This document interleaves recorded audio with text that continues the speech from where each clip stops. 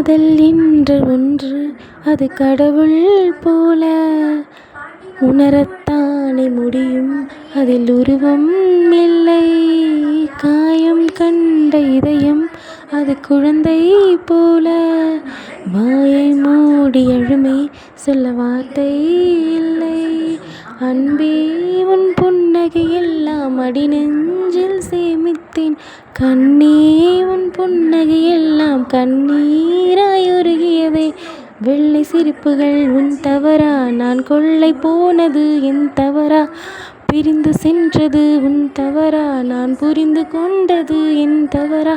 ஆண் கண்ணீர் பருகும் பெண்ணின் இதயம் சதையல்ல கல்லின் சுவரா?